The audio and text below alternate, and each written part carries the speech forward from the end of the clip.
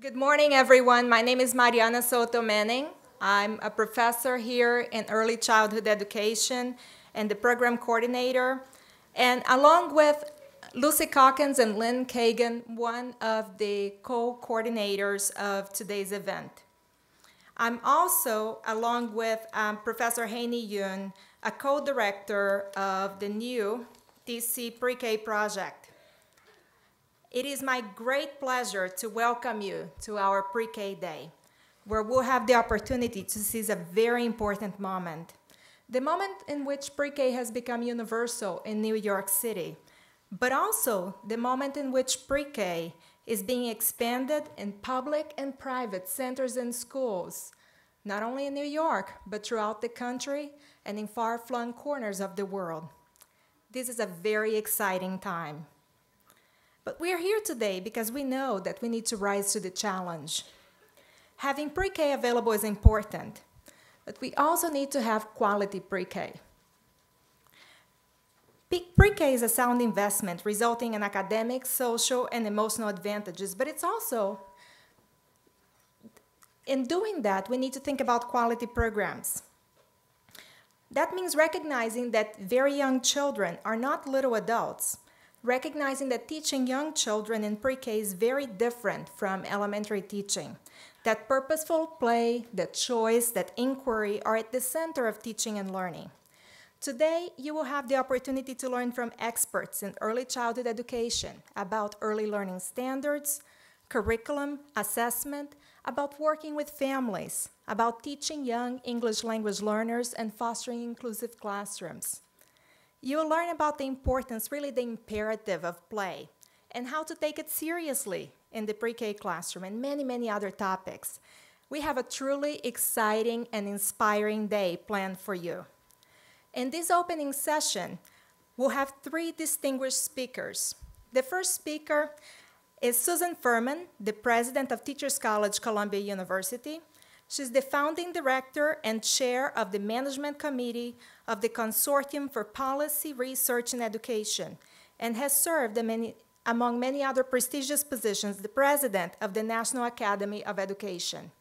Following our president, we'll have Professor Lynn Kagan, the Virginia and Leonard Marx Professor of Early Childhood and Family Policy at Teachers College, and Professor Adjunct at Yale University's Child Studies Center. She consults with countries on early childhood policy around the world, and is the only woman in the history of American education to receive the Distinguished Service Award from the Council of Chief State School Officers, the James Bryant Conant Award for Lifetime Service to Education, and the Harold McGraw Jr. Prize in Education. Finally, we'll have Maurice Sykes, a widely acclaimed advocate for high-quality early childhood education. Maurice directs the Early Childhood Leadership Institute at the National Center of Urban Education and is the author of Doing the Right Thing for Children, 8 Qualities of Leadership. When Maurice concludes his talk, you will transition to your selected workshop. We have a terrific, truly exciting day planned for you. And to get us started, I'd like to ask your help in welcoming President Susan Fuhrman. Thank you so much, Mariana, for that introduction and for your leadership in putting this fantastic program together today. Mariana Soto Manning is a leading authority on early literacy and multicultural education. She reflects the good fortune of Teachers College to have some of the most creative and committed experts on early childhood who are forging new ground, integrating early childhood preparation with attention to special needs students and English language learners. It's my pleasure to welcome all of you this morning. We're grateful to have you here to bring the depth of your experience and wisdom to this conversation. We look forward to working with you to do the best we can for the children and families of New York City. This is such an important moment and time for early childhood education, and this conference is a great opportunity for us to learn from one another and address the challenges. The launch of Universal Pre-K in New York City a year ago was a watershed moment. While other cities and states are undertaking similar efforts, what we're attempting here is unprecedented in scope, scale, and speed. This is a high reward but also high risk undertaking, where snags are inevitable, some disappointment is likely, but the potential payoff is enormous. So a year into the advent of universal pre-K presents us with a great chance to both look back at what we've learned and look forward to what is still needed, because there's one thing I'm certain of: universal pre-K is too important to fail. As this conference title indicates, at Teachers College we're seizing this moment to help in any way we can to ensure that universal pre-K in New York works. As Lynn Kagan reminds us, quality is the elixir of student outcomes. We want to support the mayor, the Department of Education, and the Administration for Children's Services by advancing the quality of this extraordinary undertaking. I'm confident the program today will generate lots of ideas, insights, and strategies to share with the administration as it continues to implement pre-K throughout the city. Teachers College is, of course, the right place to host such an important event. Our track record of success in early childhood education goes back to our beginning. James Earl Russell, our first dean, and John Dewey were both deeply influenced by European educators such as Maria Montessori and her understanding of the importance of play and capacity of children to shape their own inquiry through hands-on experiences. We've had other great luminaries leading our work in early childhood. Our own Ed Gordon was a leading architect and evaluator of Head Start, created 50 years ago as a comprehensive child development program to help communities meet the needs of disadvantaged preschool children. I saw Celia Ganeshi in the audience, our relatively new Professor Emerita, a leading light in early childhood education. More recently, Lynn Kagan has helped dozens of states and more than 40 of the world's poorest nations develop early childhood learning standards. She's been a forceful advocate for professionalizing pre-K with standards for learning requirements, curriculum, teacher preparation, and more. Today's gathering represents an incredible group of innovative scholars, practitioners, and policymakers, all working on the side of children who must have the chance to start out in life as strongly as possible. As you know, the pressure to get this right is enormous, and there isn't a moment to waste. As the great American philosopher Yogi Berra once observed, it gets late early around here. We at Teachers College are ready to roll up our sleeves right now to help make the bold experiment of universal pre-K in New York a resounding success, and we look forward to working with all of you in making the most of this unique moment in time. I want to acknowledge Lucy Calkins, your host for the day.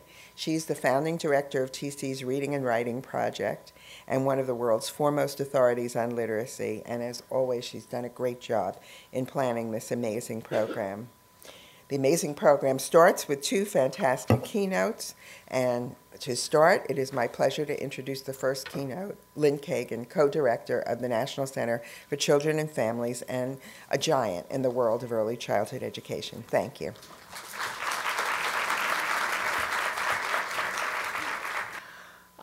For me, this is a little bit of a bittersweet morning. It is incredibly sweet because you are all here and because we're all going to get to spend the whole day talking about what is most important in the field of education, at least to me, which is young kids. How many of you agree? All right, that's good. It's a little bit sad for me, however, because last night I got news that a very, very dear colleague and a mentor of mine passed away, Jean Rustici. She was a leader in early childhood in the state of Connecticut. Many of you know her, renowned nationally for all of her contributions. And so it is to her this morning that I would really like to dedicate my remarks. I've been asked this morning to talk about how do we make this moment really, really count. And so I'm going to address that in 4 ways. I'm going to talk about really kind of what's going on in New York, but also beyond New York. Why has all this happened now? What's next? What are the real challenges we're facing? And finally, some ideas about how we collectively might move forward. So to anybody who lives in New York City, the idea that pre-K is moving forward is really not much news. It has been in the newspapers, it has been in the headlines, and this is true, by the way, in states and municipalities, not only throughout the country, but actually throughout the world. Within our own country, it's really important to know that the President and the White House really get the importance of young children. The White House, a major White House conference where the president proposed $1 billion new dollars, not all of it federal money, but a combination of public and private dollars to support young children. We have passed, one of the only pieces of legislation that passed the Congress was the reauthorization of the Child Care and Development Block Grant. We also are looking at important early childhood provisions in the authorization of the Elementary and Secondary Education Act. The point is that Washington, from the White House through the Congress, understand that young kids really matter to the future of education. States are getting it. It's really important to note that in the vast majority of states, we now have new pre-K initiatives with indeed increases in about 12% of the funding that we have had invested in this. New York City does account for a large part of that because, as you well know, the increases are tremendous in this area. But the important thing to know is that many, many states are doing a wonderful job on pre-K expansion. So we know we've got increased media attention, we've got increased policies and laws, we've got increased investments from the public and the private sector, and indeed, we should be very, very happy. Early childhood today is at a place where it has never been in its entire history in the public eyes. It's always been important to us, but we now are gaining important public recognition. So the question is, why? Why now? How did this all come about? You're in one of America's finest academic institutions, and I'm not going to bore you, but I do have to say that a lot of this has to do with the generation and the publication of very important new research. And indeed, I want to talk for just a minute, and if I'm boring you, raise your hand. There are really 5 different kinds of research that have come together to focus on early childhood. I share this with you because it's not just that people are thinking, those cute little kids. There are very hard data from a group of very different kind of specialists, all of which are landing on early childhood as a domain for investment. We all know the neuroscience. The neuroscience data is really unequivocal. With the advent of neuroimaging, we are realizing that 80% of a child's brain is formed by the age of 3, 90% by the age of 4. How can you indeed ignore that? Indeed, you can't. But we also know that in order to nourish that brain development, we need a lot of interaction. Children need stimulation. They need it in their programs, and indeed, they need it in their families. That's science 1. Science 2, the evaluation sciences. Social scientists do this kind of research, not neuroscientists, and they have found that there are certain predictable variables that really do point to what makes quality in early childhood, and that without quality, we do not get the kinds of results that indeed we are hoping for or that society needs and wants. We know about the importance of class size, teacher qualifications, the nature of the curriculum, and indeed we have 3 lighthouse studies that are being paraded around the world, the Perry Preschool, Abecedarian, and the Chicago Parenting Centers that have longitudinal data. These are experimental studies which are unequivocal now. It's not just one study, but it's many that point to the importance of that. The third kind of science, money, the econometric sciences. We are also learning from economists, first-rate economists, many of them at TC, that if you invest in high-quality early childhood, you really do save a lot of money for society. This speaks very, very potently to people who are investors in the public and in the private sector. There's another science, though, the system science, that is a newer science, but it is saying that in order to really advance education in general and early childhood in particular, we've got to understand the system as a whole. It's not appropriate to just understand one little part, like Head Start or pre-K or family child care, that all of this works together. And I want to give you a graphic to explain it. Historically, in our field, we have funded individual programs. They're represented by the flowers on top of the soil. Home visiting programs, child care programs, pre-kindergarten, kindergarten, and K through 3. But let me ask you a question. What happens if you keep planting flowers, but you never water the soil? What happens to those flowers?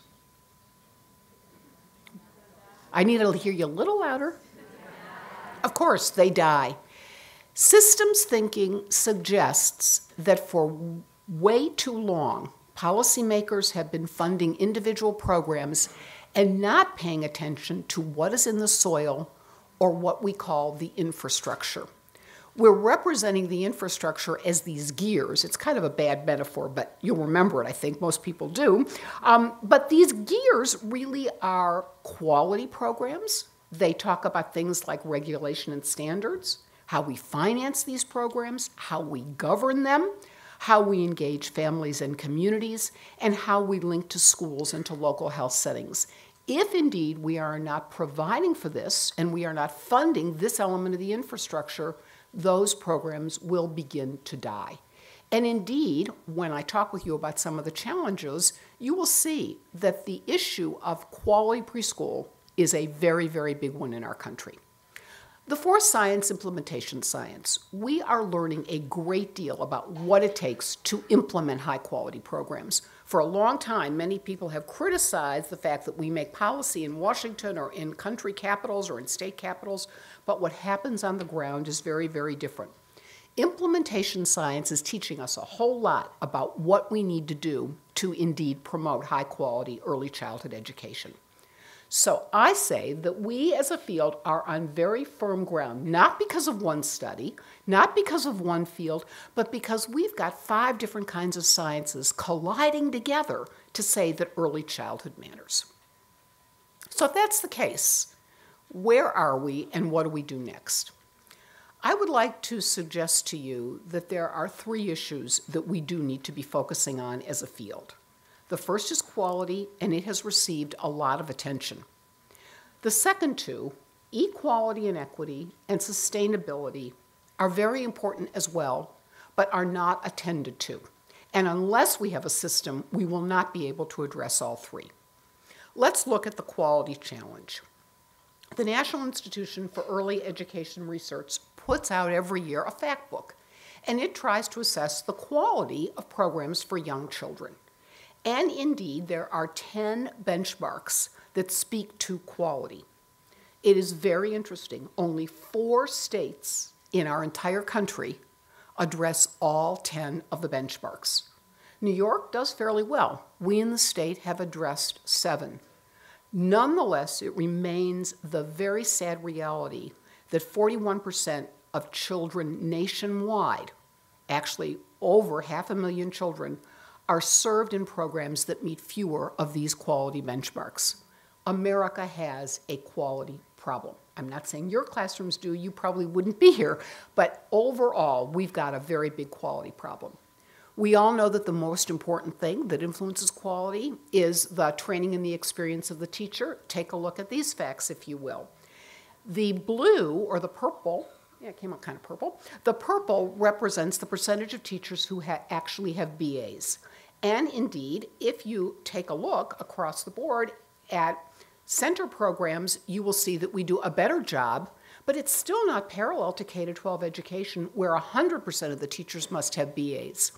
We live, and many of us work in New York City. New York City has a requirement that all teachers will have BAs, but this is not the case in the rest of the field. Certainly not in community-based programs, not in New York City, and not in family child care. We've got a workforce problem. Equally important, we've got an issue regarding equality and equity. Not all children have access to preschool programs. You know that well, but indeed the figures are pretty startling. 61% of 4-year-olds have access to programs, 35%. These are very low figures. Now, you might counter-argue and say, well, many parents don't want to enroll their children in these programs, and there is some truth in that. But just take a look at how we compare with other countries. We're the red crayon, and the bar on the closest to me shows 3-year-olds. The bar on the right shows closest to 4-year-olds. We're not even talking about infants and toddlers who are served at even lower, abysmally low rates in this country. Indeed, not only do we vary overall, but we vary dramatically by state. It matters where you live. Children in Mississippi don't have access to programs in anywhere near the amount that children who live in Massachusetts do. Here are some examples. And Maurice, you're going to be happy because DC, largely due to your work, comes out very, very well. But if you look at 3-year-olds, in West Virginia, only 20% have access, 20%. And a limited number, 54%, which is still only half, have access when they're 3. And those figures improve slightly when we're dealing with 4-year-olds, but we ought to give a nod to DC because we've got near universal enrollment there. Disparities exist by income. Children who come from poorer families, despite the nation's Herculean efforts with Head Start and efforts in the Child Care and Development Block Grant, poor kids just don't have access at the rate as well as wealthy parents do. So we've got a big, big equity problem. The third problem I want to talk to you about is sustainability. Lots of people think that pre-K are really services that look a whole lot like education. There's a think in the country that the way we should pedagogically handle children should look a lot like K-12, but there's also a think in the country that early childhood resembles this, and nothing could be further from the truth. Let me give you some examples. By the way, the K-12 system is sustainable. We don't have to worry, for example, in financing that we're not going to have money to run schools in this country. We may quibble at the margins, how much money is X district going to get based on ESEA allocations at the state level, but indeed we know we're going to wake up and there are going to be public schools in America, right? Nobody worries about that, really and truly. Early childhood education, our finance system is totally chaotic. It's not guaranteed. We have 72 different funding programs, and we have to have early childhood programs reauthorized perpetually. So there's no guarantee of these programs. From a governance point of view, every single state has a state board of education. Districts have district boards of education who help organize services. There's nothing formalized except in a few lighthouse states now. Professional certification, with New York being the exception, across the board, BAs are required, and indeed lots of support for BAs required to teach. Not true in early childhood. And finally, regulation. We have very baseline regulations for most early childhood centers throughout the country, but all else is voluntary. The accreditation programs are over and above that, and programs do not have to go through it, and many programs are electing not to because of the expense associated with it. K-12 education, accreditation is required. My point is that there are these systems, these gears that are in place routinely in K-12 that we take for granted. They're like air, they're there. They do not exist in early childhood, and as a result, this field can be very, very vulnerable. In Massachusetts, the governor just yesterday rescinded a great deal of money that had been put into early childhood in that state. So we have to not make any mistake. Our job is to think systemically and long-term. How do we move forward? I have got a few recommendations that I'd like to share with you. And the first one is we've got to think big and think broad. Sorry, we're in an academic institution, but I want to say to you that, when you're a doctor and you go to school for medical training, you learn about the whole body as a system, right? And then you specialize. In our field, we've specialized first, and we don't have a vision of what the whole body looks like. So here is a take on it. Cell F, the one farthest to the right, says that our collective goal, all of us who are working on young children, is for children and families to be better off. The columns D and E say that there are two things that have to happen. In column D, the system has to be in place, and it has to be characterized by quality, by equity, and by sustainability. And parents need to be supported because without it's not a public responsibility. We are partners with parents, and if we're going to get child and family outcomes, indeed, we need to move that agenda. To assure that we create the kind of system in cell D, we've got to make sure that all those gears are in place, take a look at B, and we've got to make sure that we've got very high quality programs. I hope this gives you a picture of one conception of how this all fits together and to say to us all that we're doing our part, but it's a big, big picture out there. The second issue is I am terribly concerned that we are thinking and passing policy based on quantity.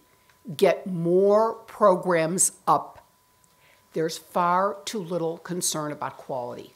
Manifestations of quality are to focus on some of those gears, to make sure that we've got high-quality people working with young children, to make sure, indeed, that we've got enough money to do our jobs well. So the moving or tilting the agenda from a focus on quality alone, on quantity alone to quality and quantity is a message to policymakers. The third is that early childhood embraces a lot of ages of children. We need to think not about just one age, as many cities are doing, but about all ages. If you look at the brain development research, it beckons us to really think about what's going on with infants and toddlers. Much research is saying that 4 years old is too late. The pervasive inequities are already inhibiting accomplishments. Fourth, we need to move strategically. Our field has been quite reactive. Leadership at the top, and Maurice, I hope, is going to talk a little bit about this, really has not been focused on what we want to do to move the agenda. From my perspective, I think we do need standards, and I'll have an opportunity to talk about that later. I think we need to focus on governance and on finance so we get this thing sustained over time and we're not constantly fighting for the right to breathe. And we also need to focus on professional development. The last step I want to say is that I do think we need to have a very long-haul vision. Policymakers are very quick. Their terms are 2 years, 4 years, or a senator 6 years in this country. We're in it for the long haul. This is our professional commitment. They need to garner their vision from us about thinking long-term. We need to start when children are young. We need to think over a period of years. 20 years is probably the right time to think about policy. Having said that, we've got no better opportunity than right now to begin thinking about young children and the programs and policies that need to be in place. It's our time to act, and I know that this conference will spur us forward as we do that. So thank you all for your attention. Good. Thank you.